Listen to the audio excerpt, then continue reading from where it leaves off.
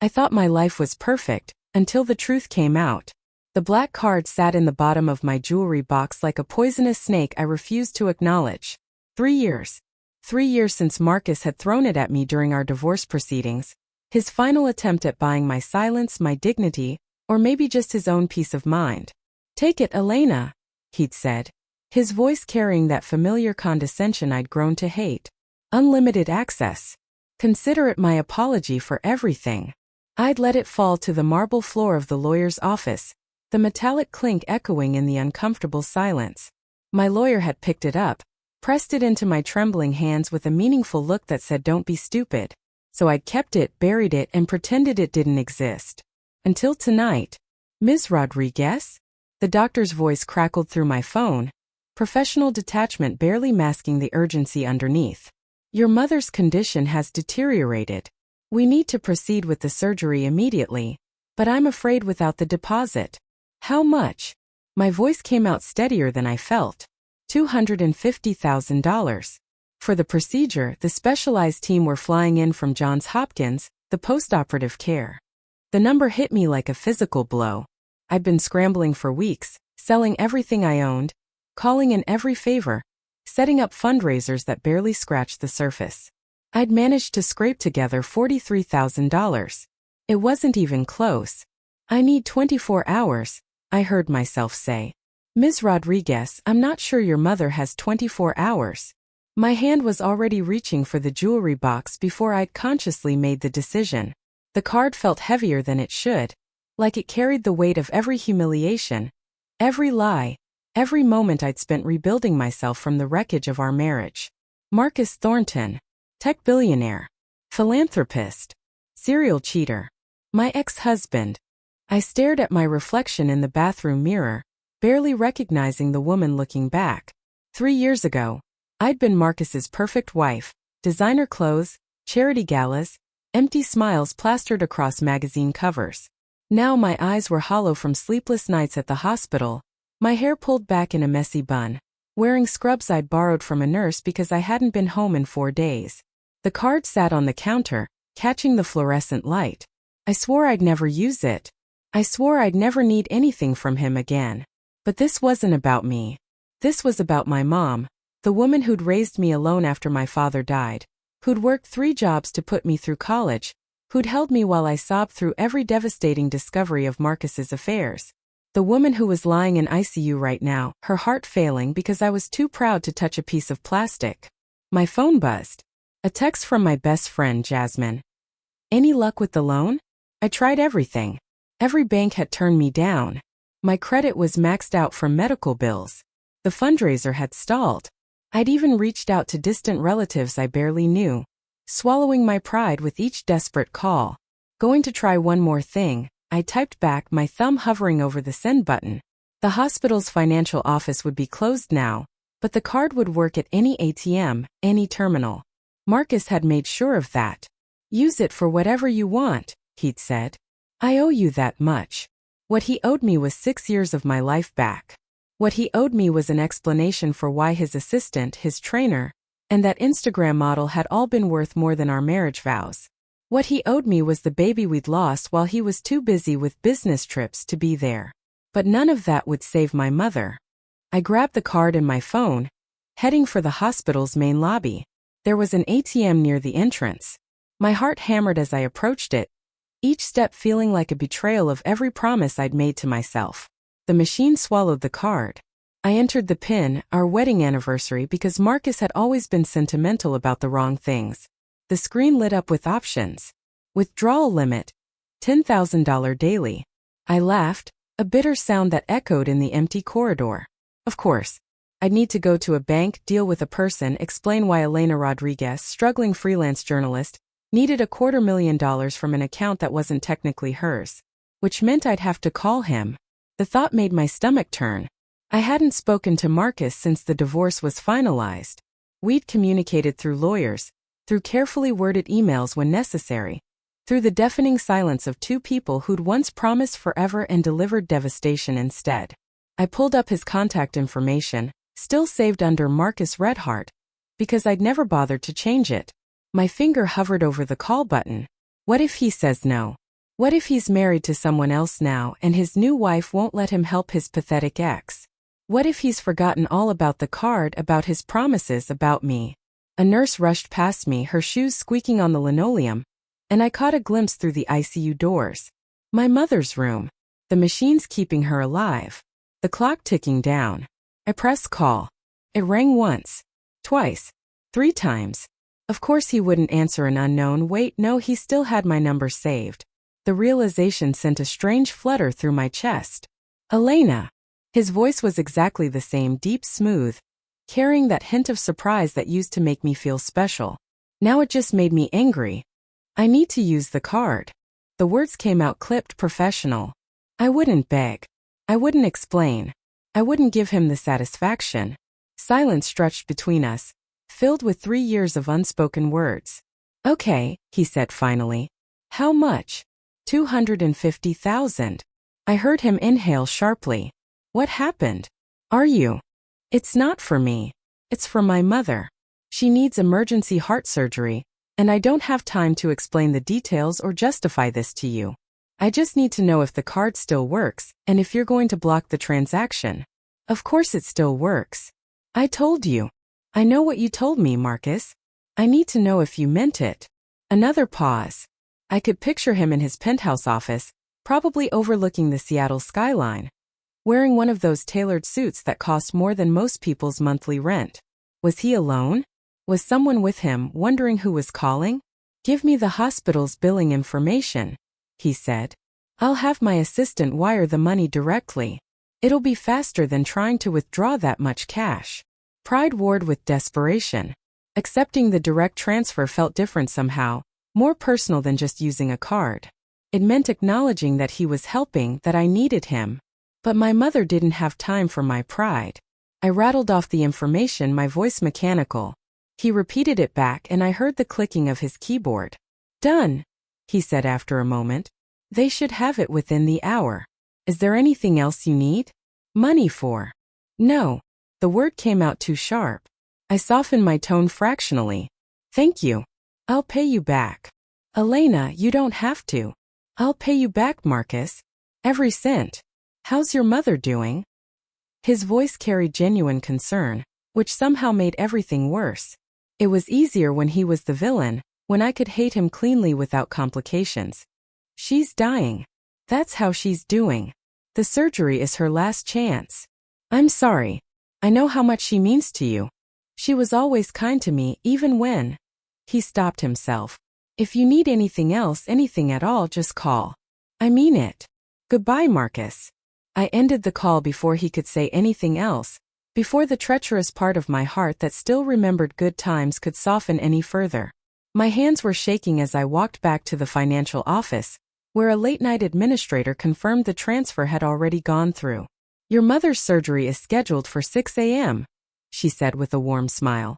Dr. Chun is the best cardiac surgeon on the West Coast. Your mom's in good hands. I nodded numbly, signed the paperwork, and made my way back to the ICU. Through the glass, I could see my mother sleeping, her chest rising and falling with mechanical assistance. She looked so small in that bed, so fragile. When had she gotten so old? I'd been 12 when my father died of the same heart condition now threatening her life. I remembered my mother's face at his funeral, the way she'd held herself together for me, the way she'd cried only when she thought I was asleep. She'd been my rock through everything, through my first heartbreak, through college stress, through meeting and marrying Marcus, through the slow, painful discovery of his infidelity, through the divorce that had nearly broken me. And now I'd saved her life with blood money from the man who destroyed mine. The irony wasn't lost on me. You can go in for a few minutes, a nurse said softly. But she needs to rest before surgery. I slipped into the room, the antiseptic smell burning my nostrils. Taking my mother's hand, I was struck by how papery her skin felt, how prominent her veins were. Mija, she whispered, her eyes fluttering open. You should go home. Rest. The surgery's scheduled for tomorrow morning, I said, forcing brightness into my voice. Her eyes, still sharp despite everything, searched my face. How did you get the money? I should have known she'd ask. My mother had always been able to read me like a book. Does it matter? I tried to keep my voice light. You called him, didn't you? It wasn't really a question. Marcus. I looked away, focusing on the monitor displaying her vitals. He owed me. Mija, your pride. My pride isn't worth your life, Mama. Please don't make this harder than it already is. She squeezed my hand with surprising strength. You're a good daughter. But promise me something. Anything. Don't let this destroy what you've built. You've worked so hard to move on, to rebuild. Don't let him back in because of this. I wanted to laugh at the absurdity of it. As if one phone call could undo 3 years of healing, of learning to be myself again, of discovering who Elena Rodriguez was without Marcus Thornton's shadow. I won't, I promised. This was just business. A debt repaid, nothing more.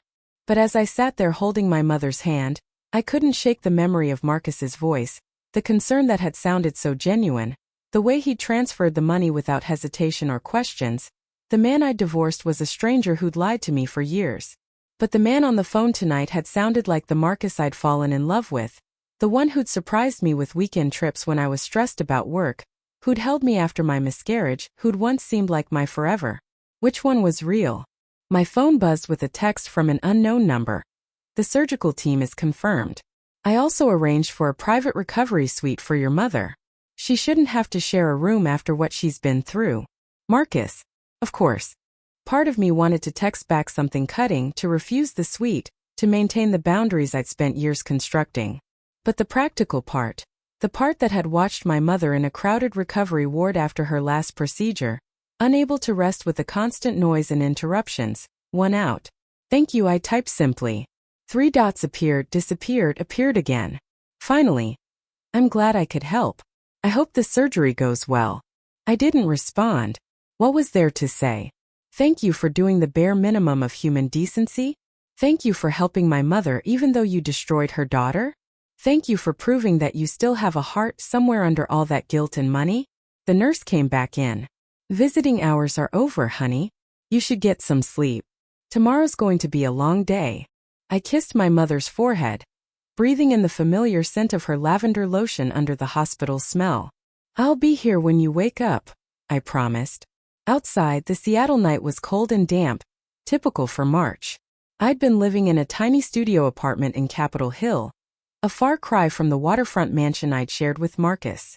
My car was a 10-year-old Honda with a temperamental heater, not the Mercedes he'd insisted on buying me. My wardrobe consisted of thrift store finds and sale rack purchases, not the couture he'd filled our closet with. But it was mine. All mine. Built with my own money, my own choices, my own identity. Except now it wasn't anymore, was it? Now I owed Marcus Thornton $250,000. The thought kept me awake as I drove home, as I showered off the hospital smell, as I lay in bed staring at the ceiling. How long would it take me to pay him back? Years probably. My freelance journalism career was finally gaining traction, but I wasn't exactly rolling in money. I'd have to set up a payment plan, treat it like any other debt. My phone lit up with another message. Don't worry about paying me back. Consider it a gift. I sat up so fast I nearly gave myself whiplash. How did he know what I was thinking? Had I become that predictable, or did he still know me that well? Not a chance, I typed back. I'll pay back every penny. Draw up a contract if you want, but I'm not taking gifts from you. Elena, be reasonable. That's going to take you years. Then it takes years. I'm not debating this. The dots appeared and disappeared several times. Finally, fine. But no interest. And you can start paying when your mother's fully recovered. It was more generous than I deserved, more generous than I wanted. But arguing further would mean more contact, more conversations, more chances for the carefully constructed walls to crack. Agreed, I sent back. Then turned off my phone. Sleep came in fits and starts, interrupted by dreams of Marcus, of my mother, of the past and present colliding in ways I couldn't control. I dreamed of our wedding day, of how happy I'd been, how certain that we'd found our forever. I dreamed of the day I'd found the first incriminating text message on his phone, how my world had tilted on its axis. I dreamed of signing divorce papers while pregnant, of losing the baby a week later, of the grief and rage that had nearly consumed me. When my alarm went off at 4:30 a.m., I felt like I barely slept at all. The hospital was quiet in the pre-dawn hours, the hallways dim and peaceful. I made my way to the surgical wing, where they were prepping my mother for the procedure. She looked calm, almost serene, her faith stronger than my anxiety. "I'll see you on the other side, Mija," she said, squeezing my hand. "You better." I tried to joke, but my voice cracked. They wheeled her away, and I was left in the waiting room with outdated magazines and terrible coffee, watching the clock and trying not to think about everything that could go wrong. Hours crawled by. I tried to read, tried to work on an article that was due next week, tried to do anything but imagine my mother's chest open on an operating table. Other families came and went, their own dramas playing out in whispered conversations and tearful embraces. I was on my 4th cup of coffee when my phone rang. "Marcus." I almost didn't answer. But what if something had gone wrong with the payment? What if the hospital needed more money? What? I answered, exhaustion making me rude. "I just wanted to check in. How's the surgery going?" "It's still happening." "Why are you calling?" He paused. "I couldn't stop thinking about it. About you sitting there alone. I remember when your dad died, how much it destroyed you both. I just wanted to make sure you're okay." The tenderness in his voice was too much. I felt tears burning behind my eyes, threatening to spill over. "I'm fine," I lied. "You don't need to check on me. We're not married anymore, Marcus. You don't get to care. That's not how it works and you know it. Just because we're divorced doesn't mean I stopped." He cut himself off abruptly. "Stopped what?" I challenged. "Caring? You didn't care when you were screwing your assistant. You didn't care when I found those hotel receipts. You didn't care when I was losing our baby while you were on a business trip that turned out to be a weekend in Cabo with that model. Elena, please. I know I can't undo what I did. I know I don't deserve your forgiveness, but your mother is important to me too. She was family for 6 years. She's my family. You gave up any claim to that when you signed the divorce papers." "I know." His voice was quiet, defeated. "I'm sorry. I'll let you go. Just call me when it's over. Let me know she's okay." I should have said no. I should have told him to delete my number, to forget about us, to move on with whatever perfect life he built with his money and his lies. Instead, I heard myself say, "Fine." The surgery took 9 hours. 9 hours of pacing, praying to a God I wasn't sure I believed in anymore, and watching the door for someone in scrubs to deliver news. When Dr. Chun finally emerged, I nearly tackled her. "The surgery went well," she said with a tired smile. "We were able to repair the damage and install the valve. She's in recovery now, and while it's still early, her vitals look strong. I'm cautiously optimistic." I burst into tears right there in the waiting room, all the fear and stress of the past weeks finally breaking through. Dr. Chun awkwardly patted my shoulder while I sobbed, not caring who saw or what they thought. My mother was alive. She was going to be okay. I pulled out my phone with shaking hands and sent Marcus a simple text. "Surgery successful. She's in recovery." His response was immediate. "Thank God. I'm so relieved. Give her my best when she wakes up."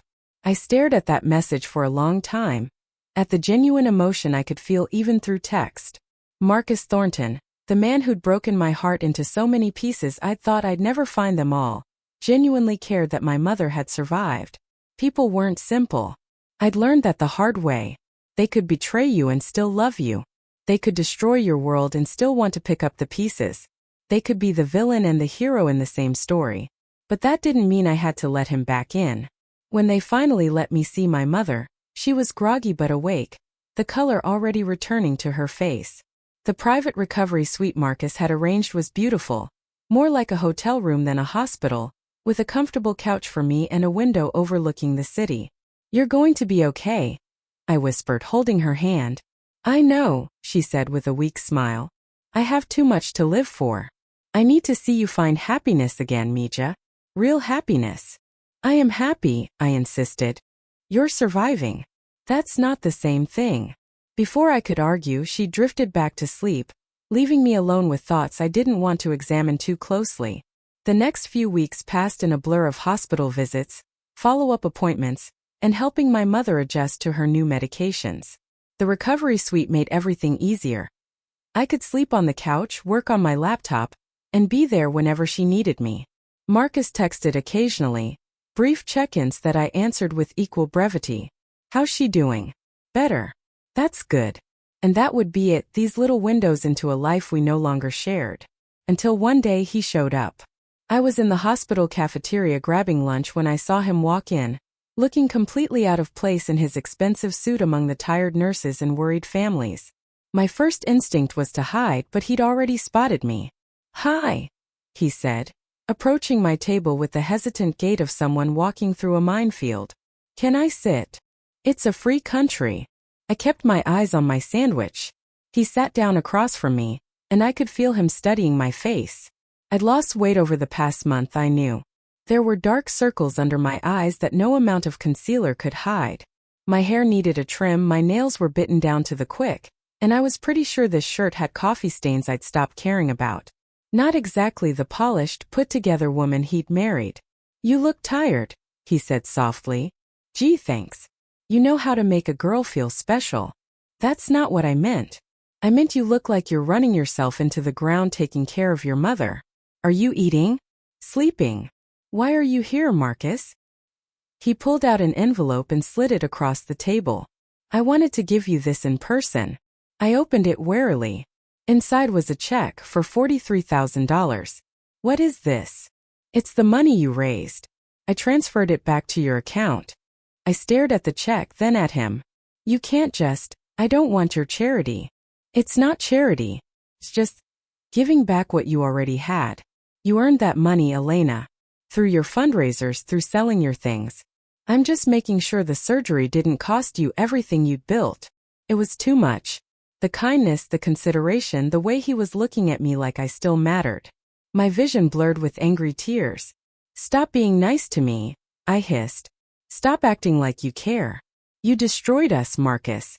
You don't get to swoop in now and play the hero." "I know I destroyed us. I live with that every single day." His voice was rough with emotion. "But that doesn't mean I want to see you suffer. It doesn't mean I've stopped caring about your well-being. You should have thought about my well-being before you cheated." Repeatedly. "You're right. You're absolutely right. But I can't undo the past, Elena. All I can do is try not to make things worse in the present." I wanted to throw the check in his face. I wanted to tell him to get out, to leave me alone, to stop reminding me of what we'd lost. But I was so tired, and the money would mean I didn't have to take on 3 more freelance projects to rebuild my emergency fund. "Fine," I said, my voice barely above a whisper. "Thank you. For everything. The surgery, the suite. But this doesn't change anything between us." "I know," he said sadly. "I'm not trying to change anything. I just want to help." "Well, you have. You can go now." He stood up slowly, and for a moment, I thought he was going to say something else. Instead, he just nodded and walked away, leaving me alone with a check I didn't want and feelings I couldn't name. That night, my mother was strong enough for real conversation. I told her about Marcus showing up, about the check, about how confused and angry I felt. "Do you still love him?" she asked directly. "No," I said automatically. Then more honestly, "I don't know. I love who he was or who I thought he was. But that person might not have ever existed. People are complicated, Mija. He hurt you terribly, that's true. But maybe he's also genuinely sorry and trying to make amends. Amends don't fix betrayal, Mama. No, they don't. But forgiveness might heal you, even if you never take him back." I didn't want to think about forgiveness. Anger was easier, cleaner. Anger didn't require me to examine my own feelings or acknowledge the complexity of human nature. But over the following weeks, as my mother grew stronger and I started to see the light at the end of this nightmare, I found myself thinking about Marcus's words more than I wanted to. About the genuine regret in his eyes. About how he dropped everything to help without hesitation. The divorce had been so clear-cut in my mind. He was the villain, I was the victim, end of story. But life wasn't a simple narrative. It was messy and complicated, full of people who could hurt you and help you in the same breath. When my mother was finally discharged, Marcus had arranged for a home healthcare nurse and had my mother's house outfitted with everything she'd need for recovery. I found out when I brought her home to discover the hospital bed, the medical equipment, and a very confused nurse who said, "Mr. Thornton arranged everything." I called him immediately. "You need to stop," I said without preamble. Stop what? Stop doing things. Stop helping. Stop making it harder for me to hate you. I can't do that. His voice was firm. Your mother needs care, and you can't provide it alone. Let me do this. Not for you, for her. Everything you do for her, you do for me. Don't pretend otherwise. You're right. I do it for you too. Because even though you hate me, even though I ruined everything, I still want to make sure you're okay. That's not going to change, Elena. I hung up on him, but I didn't send the nurse away. I wasn't that proud, and my mother did need the help. The pattern continued for months. I'd set boundaries. Marcus would respect them until he found another way to help that technically didn't cross my lines. A grocery delivery I didn't order. My car suddenly having new tires after I'd mentioned they were bald. An anonymous payment on my mother's physical therapy bills. You're being stubborn, Jasmine told me over coffee one afternoon. The man is trying to help. Maybe you should let him. You don't understand. Accepting his help means admitting I need him. No, it means admitting you're human. There's a difference. But I wasn't ready to admit anything. So I kept Marcus at arm's length, accepted his help with gritted teeth, and tried to ignore the way my heart jumped every time his name appeared on my phone. Until the night everything changed. I was working late on an investigative piece about corporate fraud, my first big assignment in years, when my mother called. She sounded scared. Mija, there's someone outside. I can see them through the window. They've been there for an hour. I live 20 minutes away. The police would take at least that long in this neighborhood. Without thinking, I called Marcus. There's someone outside my mother's house. She's alone and scared, and I don't know what to do. I'm 10 minutes away, he said immediately. I'm coming. Call the police. Marcus, you don't have to. I'm already in the car. He got there before I did, before the police. I pulled up to find him standing on the porch with a very confused teenage kid, who'd apparently been playing Pokemon Go, and had stopped to catch a rare spawn. My mother was laughing in relief. Marcus was laughing too, the tension draining from his shoulders. And I stood there on the sidewalk, watching them, and felt something crack open in my chest. He'd come. Without question, without hesitation. The man I'd sworn to hate had dropped everything because I'd needed him. After the police left and the Pokemon trainer shuffled away sheepishly, I walked Marcus to his car. Thank you, I said. I know I've said it before, but thank you. For tonight, for everything. You don't have to thank me. I'll always come when you call. Why? The question burst out of me. Why do you care so much? You moved on. You have a whole new life. Why can't you just let us go? He was quiet for a long moment, his hand on the car door. When he finally spoke, his voice was raw. Because I never moved on, Elena. Because there hasn't been anyone else. Because I wake up every day knowing I destroyed the best thing that ever happened to me. And I can't fix it, but I can't stop trying anyway. Marcus. I'm not asking for another chance. I know I don't deserve one. But I can't stop loving you. I've tried. God knows I've tried. But 3 years later, you're still the first person I think of in the morning and the last one before I sleep. The confession hung between us in the dark, heavy with everything we'd lost and everything we could never get back. You should have thought about that before, I whispered. I know. I was an idiot. I had everything and I threw it away because I was scared and selfish and too stupid to appreciate what I had until it was gone. What were you scared of? Of not being enough. Of you waking up one day and realizing you'd married wrong. Of losing you. He laughed bitterly. Turns out I created the exact scenario I was afraid of. I felt tears streaming down my face. You really hurt me. I know. I'm so sorry. I will be sorry for the rest of my life. I should have walked away then. Should have gotten in my car and driven home and rebuilt the walls he just crashed through. But I was tired of being angry. Tired of hurting. Tired of pretending I didn't miss him too. I don't know if I can ever trust you again, I said honestly. I don't expect you to. I just... He looked at me, really looked at me, and I saw my own pain reflected in his eyes. I just needed you to know that I love you, that I never stopped, that I never will. He got in his car and drove away, leaving me standing in my mother's driveway, my world tilted once again. Over the next few weeks, I couldn't stop thinking about his confession. I'd built my new life on the foundation of his betrayal, defined myself by what he'd taken from me. But what if there was more to the story? What if people could change? I didn't reach out to him, but I didn't pull away when he texted either. We fell into a strange rhythm of occasional conversations, carefully neutral but with an undercurrent of everything unsaid. My mother was the one who finally called me out. "You're in love with him still," she said one afternoon during her physical therapy session. "I am not. Mija, I'm your mother. I know you. You've been in love with him this whole time. You're just too angry to admit it. He cheated on me, Mama. Multiple times. I know. And that was unforgivable. But he's been trying to make amends for 3 years now. At some point you have to decide. Do you want to hold on to the anger? Or do you want to try for happiness? What if he hurts me again? What if he doesn't? What if you let fear keep you from the love you both clearly still feel? When did you become Team Marcus? She smiled. I'm Team Elena. I always have been. And I want you to be happy, Mija. Whether that's with Marcus or without him. But you'll never be happy while you're carrying all this pain around. That night, I did something I hadn't done in 3 years. I looked through our old photos, the ones I boxed up and shoved in the back of my closet. Our wedding day. Vacations we'd taken. Lazy Sunday mornings. Moments when I'd been genuinely, completely happy. The man in those photos had loved me. I'd felt it in every touch, every look, every moment we'd shared. So when had it stopped being enough? When had he started looking elsewhere? I needed answers. Real ones. I texted him, "Can we talk? In person?" His response was immediate. Anytime. Anywhere.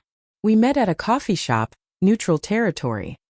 He looked nervous, fidgeting with his cup in a way that was achingly familiar. I need to understand, I said without preamble. I need to know why. The real why. He took a deep breath. After we got married, I started having panic attacks. About not being good enough for you. You were so smart, so talented, so full of light. And I was just, me. A tech nerd who got lucky with a startup. I kept waiting for you to realize you'd made a mistake. So you cheated to prove yourself, right? No. I cheated because I'm an idiot who thought if I pushed you away first, it would hurt less when you eventually left. He ran a hand through his hair. It doesn't make sense, I know. I was in therapy, dealing with imposter syndrome and self-sabotage, but I didn't tell you because I didn't want you to think I was weak. You shut me out. I did. And then when you were pregnant, I got even more scared. What if I was a terrible father? What if I messed up our kid the way my dad messed me up? So I ran. I took those business trips, I buried myself in work, I did anything to avoid facing my fears. And when we lost the baby, his voice broke. I'd never seen Marcus cry before, not even during the divorce. But there were tears streaming down his face now. When we lost the baby, it felt like proof that I was right to be scared. That I didn't deserve to be a father. That I didn't deserve you. So I pushed harder, pulled away more until you found out and left. Which is what I'd been scared of all along. I sat there stunned. You're saying you destroyed our marriage because you were scared of losing me. I know how insane that sounds. My therapist said the same thing. Self-fulfilling prophecy, self-sabotage, all the clinical terms. But it doesn't change what I did. It doesn't undo the pain I caused you. Why didn't you tell me any of this? Why didn't you let me in? Because I was a coward. Because admitting I was struggling felt like admitting I was weak. My father always said emotions were weakness, that successful men don't fall apart. So I pretended everything was fine and I destroyed us in the process. I wiped at my own tears. I would have helped you. I loved you. I would have gone to therapy with you, worked through it together. I know that now. But 3 years ago, I couldn't see past my own fear and self-hatred. He looked at me with such raw honesty it hurt. I've been in therapy 3 times a week since the divorce. I've done the work. I faced everything I was running from. But none of that changes what I did to you. We sat in silence for a long moment. The coffee shop bustling around us while our world felt suspended. I lost myself when we divorced, I admitted quietly. I didn't know who I was without being your wife. I'd shaped my whole identity around us, around our marriage. When it ended, I had to rebuild from nothing. I'm sorry I put you through that.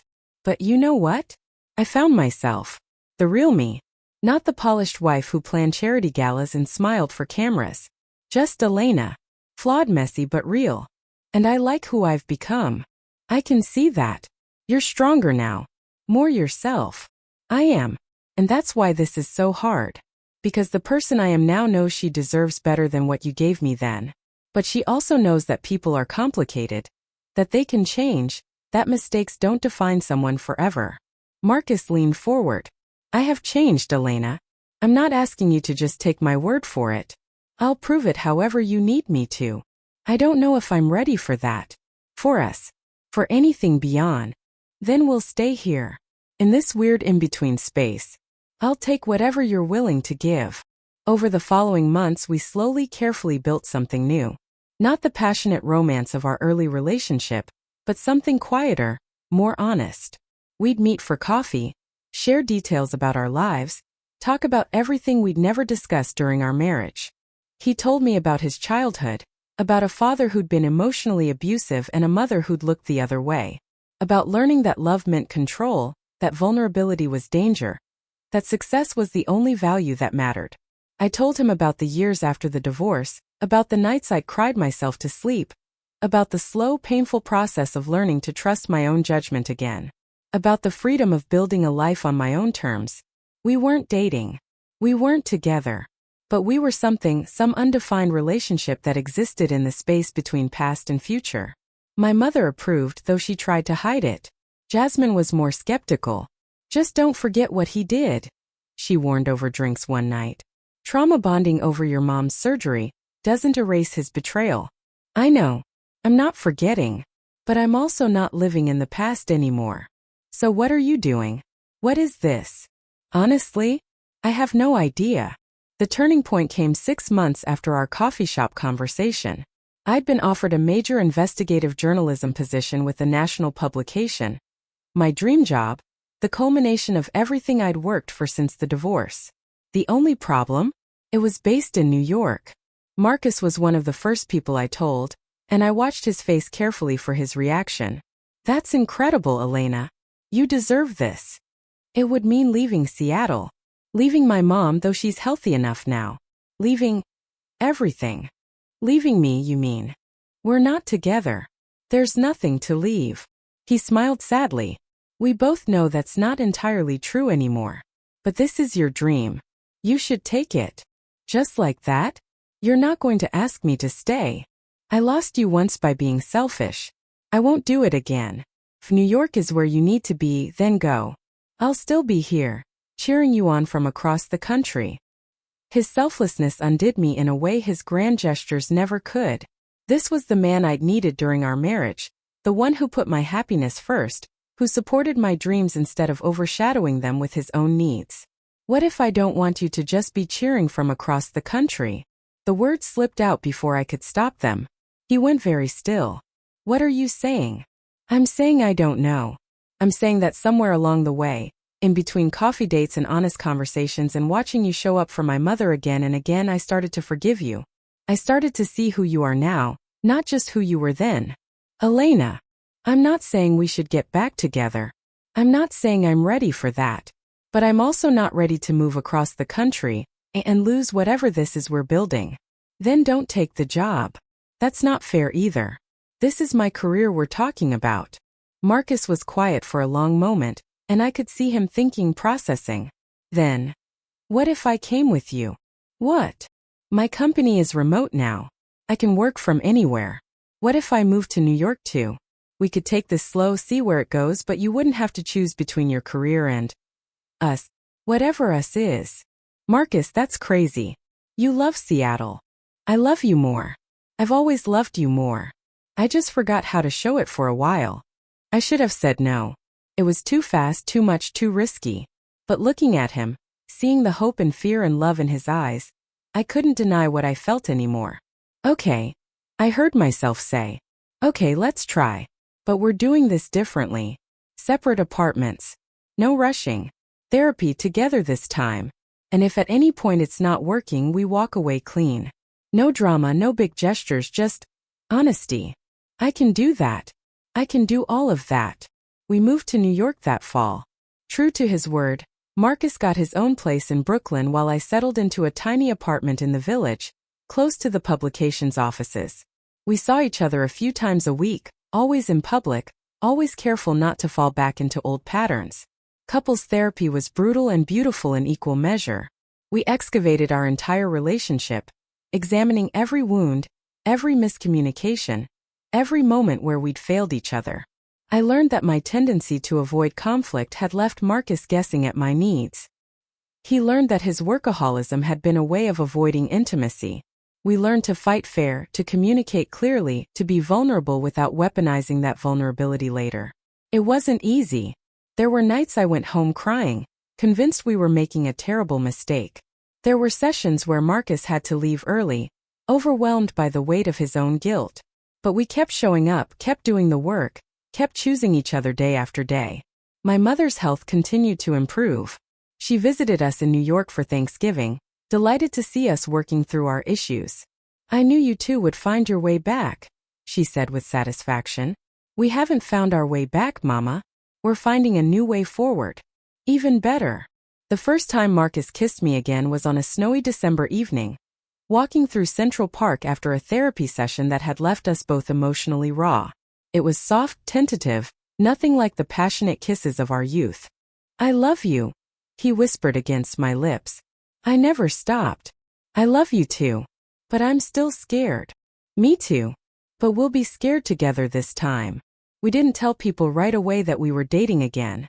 The looks of judgment, that "I told you so"s from well-meaning friends. We weren't ready for that scrutiny. This thing between us was too new, too fragile. But slowly we built something real.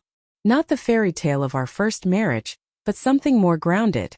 We knew each other's flaws now, knew the ways we could hurt each other. And we chose to love anyway. Christmas came and with it a surprise. Marcus had been in contact with the doctor who'd performed my mother's surgery.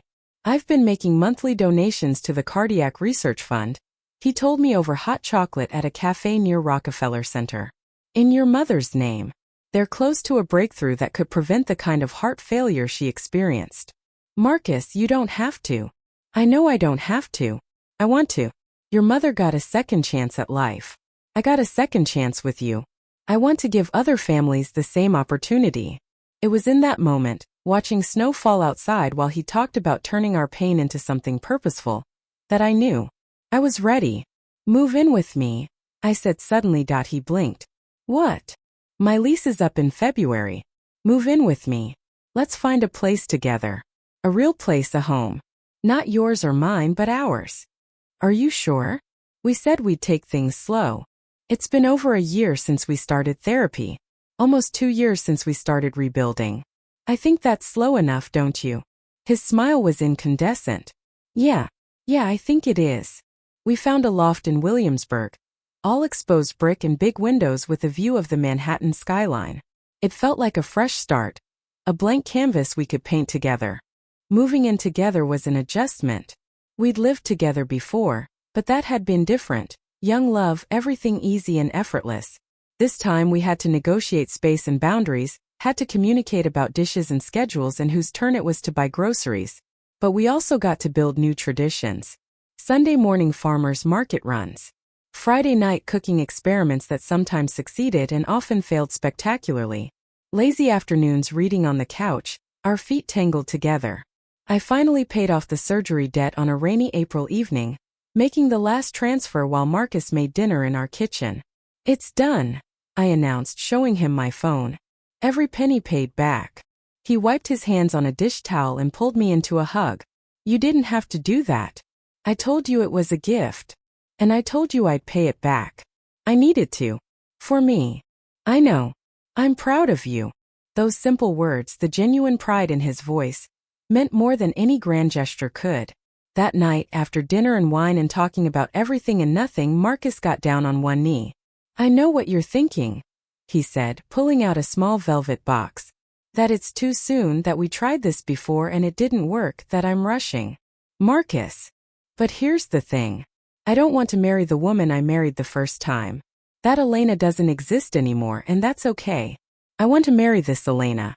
The one who's strong enough to set boundaries and stubborn enough to pay back a debt she didn't owe. The one who's built an incredible career and isn't afraid to call me on my bullshit. The one who gave me a second chance even though I didn't deserve it. He opened the box. Inside was a simple platinum band, elegant and understated. Nothing like the massive diamond I'd worn before. I'm not asking you to go back to what we were. I'm asking if you'll build something new with me. Something honest and real and better than what we had before. Will you marry me, Elena? Again. I looked at him, really looked at him.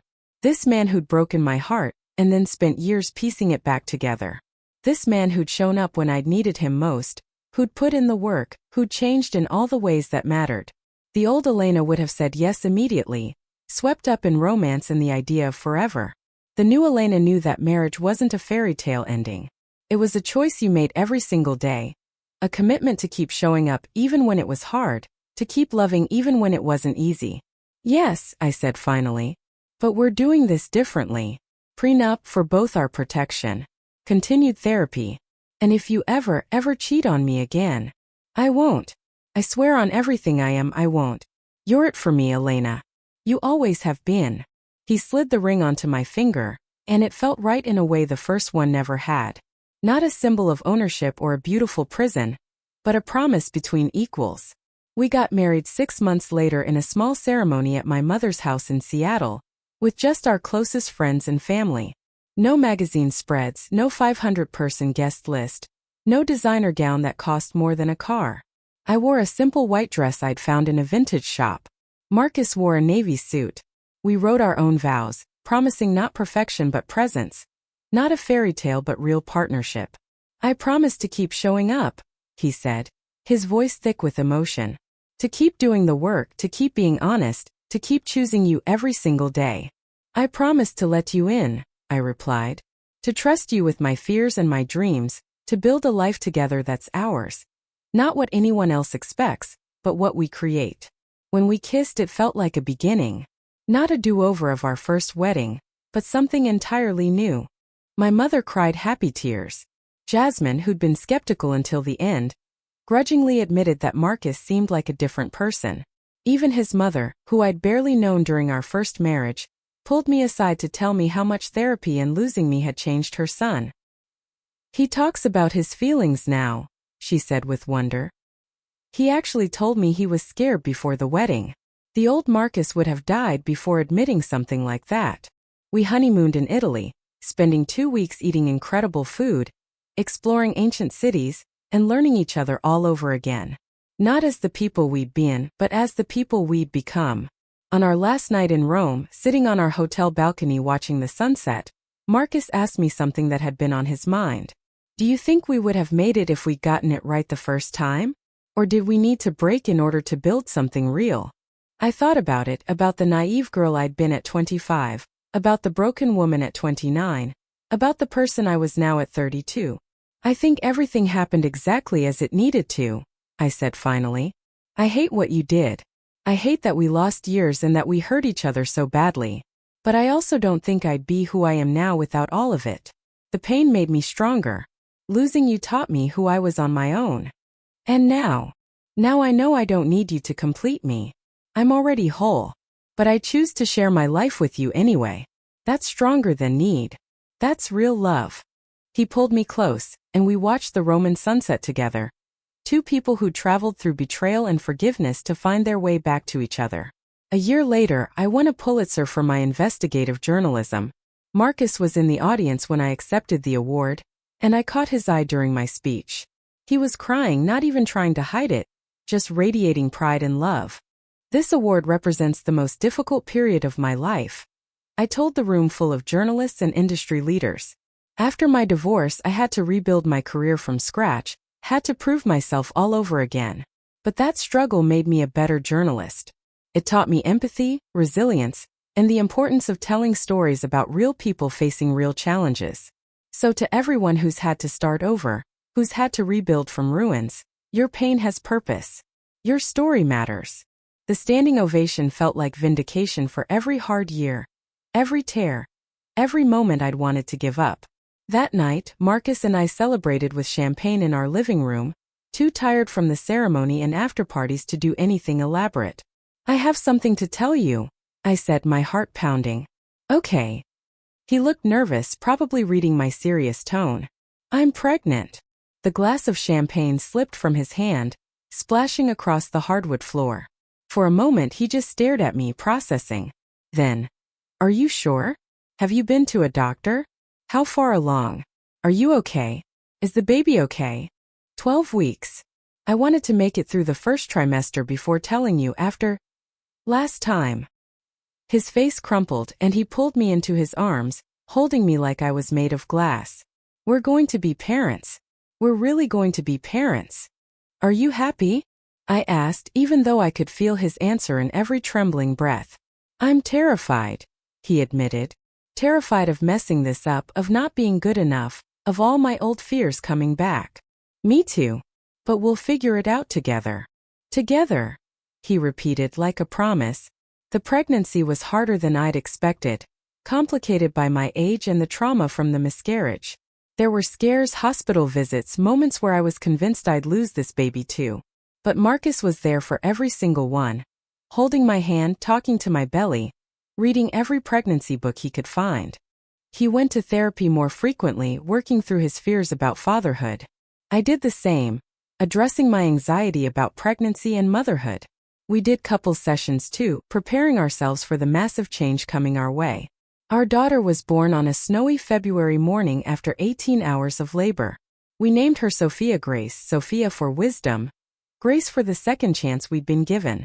Holding her for the first time, looking at Marcus's awestruck face as he cradled our daughter, I felt the final piece of my broken heart click into place. Not because a baby fixed everything, but because this moment represented everything we'd survived to get here. I love you, I told him, watching him rock Sophia gently. I love our strange, complicated, broken and rebuilt story. All of it. Even the bad parts? Even those. Because they brought us here. My mother, now in her 70s and healthier than she'd been in years, moved to New York to help with Sophia.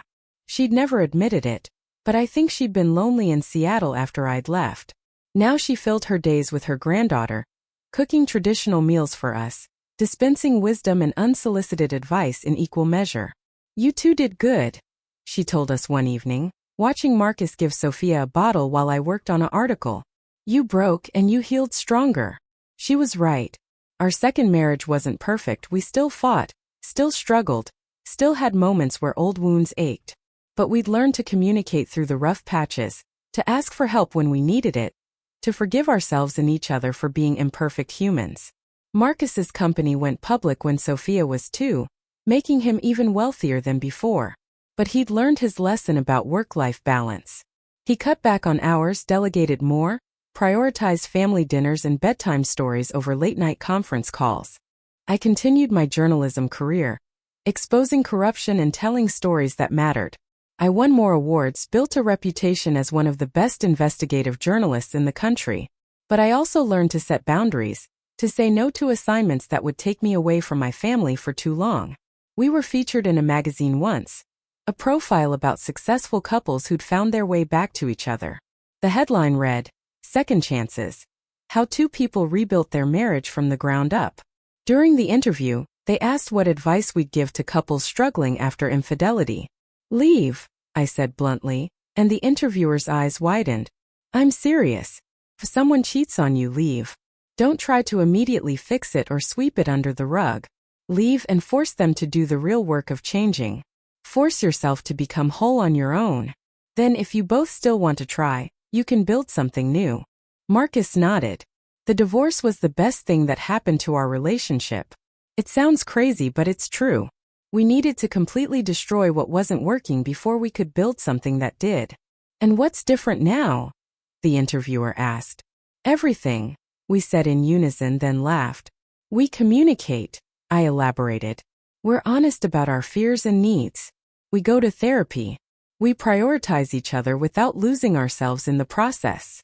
I'm accountable, Marcus added. I know I'm one mistake away from losing everything, and that keeps me present. Not in a fearful way, but in a grateful way. I never take her for granted anymore.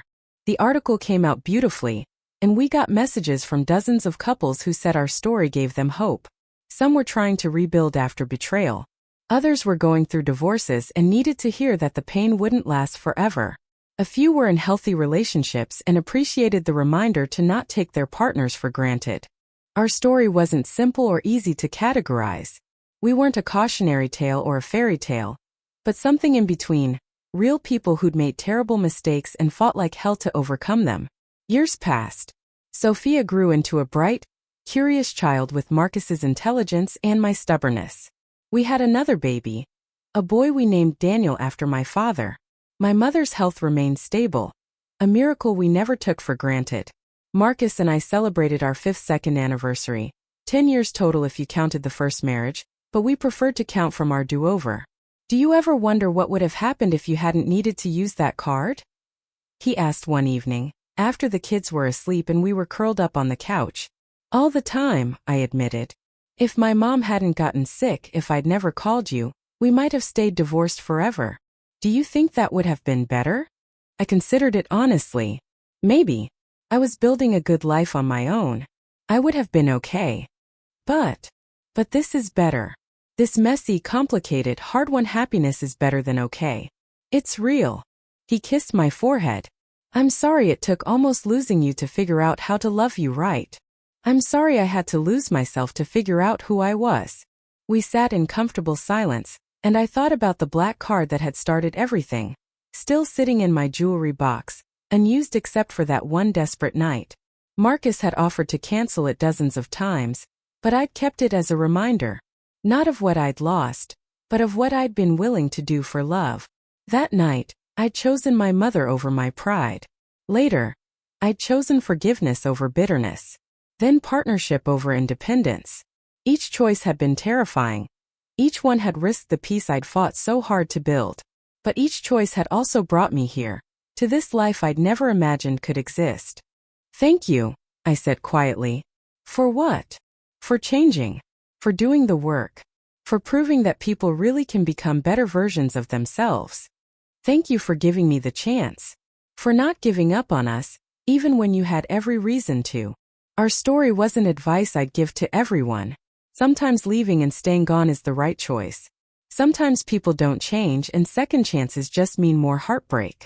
But for us, in our specific, messy, imperfect situation, coming back together had been right. Not because the betrayal was forgivable, but because the work we'd both done had made us into people who could build something better. I looked at Marcus, really looked at him, grayer now, lines around his eyes from smiling, the softness that came with age and fatherhood. Not the man I'd married at 25 or divorced at 29, but the man he'd become at 41. I love you, I said simply. I love you too. Always have, always will. And this time I believed him. Because this time we'd earned it. Thank you so much for reading Elena and Marcus's story. Two hearts. If you enjoyed this emotional journey of betrayal, forgiveness, and second chances, please don't forget to thumbs up like this video if it touched your heart. Speech balloon comment below. Have you ever given someone a second chance? Do you think Elena made the right choice? I'd love to hear your thoughts. Bell subscribe and turn on notifications so you never miss our next story. Sparkles want to see what happens next? There's so much more to tell. Sophia's teenage years, Marcus and Elena facing new challenges, unexpected visitors from the past. Dizzy Part 2 is coming soon. Make sure you're subscribed so you don't miss it. Books more stories you might love. She chose her career over me, then showed up at my wedding. I found out my husband had a secret family.